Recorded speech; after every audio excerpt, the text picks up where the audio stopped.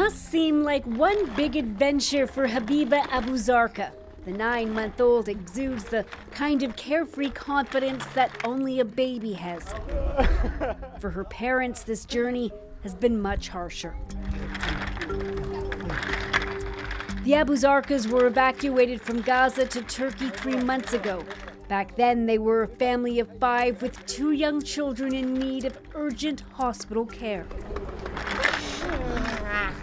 Today, there are only 4 of them.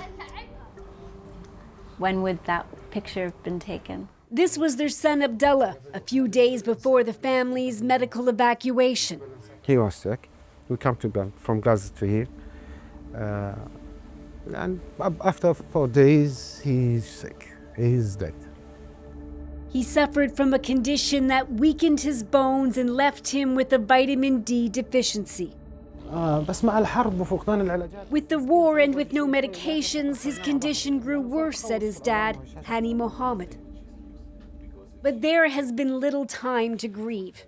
Habiba also needs life-saving care. To do something? That's the sound of an alarm warning that her blood sugar is too low. So her father prepares a specialized formula. She has a rare condition where her body has a hard time handling and storing glucose.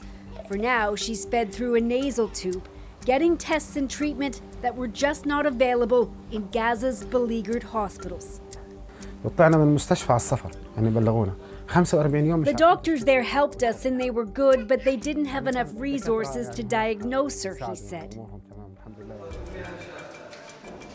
In Gaza, those hospitals still functioning are overwhelmed.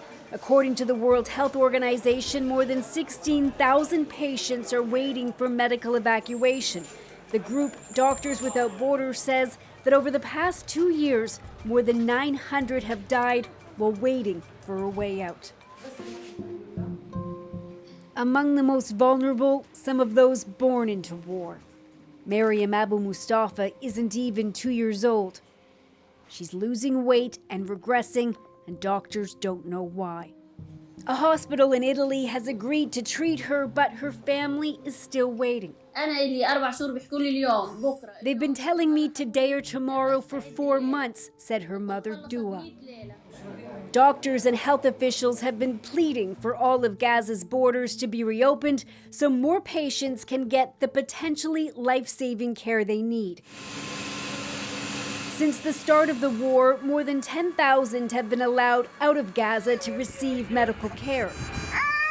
The patients include those with cancer, chronic conditions, and traumatic injuries. There is nerve injury and partial paralysis of this muscle. Mohammed Hamouda shows his badly scarred legs, debilitating injuries he suffered at the end of June when an Israeli bomb struck a few meters away from him.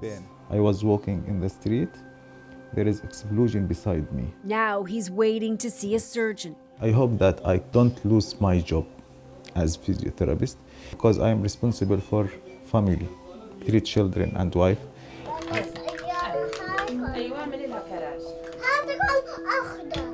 And they're all here in Turkey, in a temporary housing unit originally built for the survivors of the 2023 earthquake in this region. Up until a month and a half ago, the family was living in a tent, forced to move around a dozen times because of the threat of airstrikes. In the early weeks of the war, Hamouda's house and his clinic were destroyed in northern Gaza. He found work cooking food in a kitchen run by a non-profit, but then he was severely injured. At the first time when they say me in the bed in the hospital, they shock, crying, and hug me and ask me why you are in the bed. Ever since he left the hospital, his children frequently cling to his side. The middle of the night, they woke me, Baba, Baba, are you still alive? I want to hug you like this. That must be hard for you to hear when you hear your kids asking those questions. I speak with you and my brain in the past. It is so difficult time. There are fears for families still back in Gaza, mixed with relief for being given a way out. Back at Nasser Hospital in Khan Yunis, Abu Mustafa finally got the call she was waiting for. A freelance videographer working for CBC News was there as she packed and got ready to take her daughter and young son to Italy.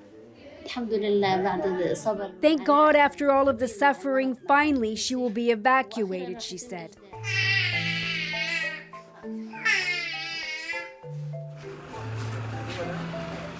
This ambulance is taking them on the first part of their journey. She's unclear how long she will be able to stay in Italy and just what Gaza will be like when she does return.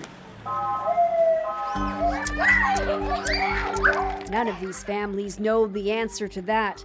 But for now, this housing complex in Turkey has become a neighborhood for Gazans, a play space between medical appointments, and above all, Hamouda says, somewhere safe for his children. They need to learn, and they need to play, and they need to discover the world.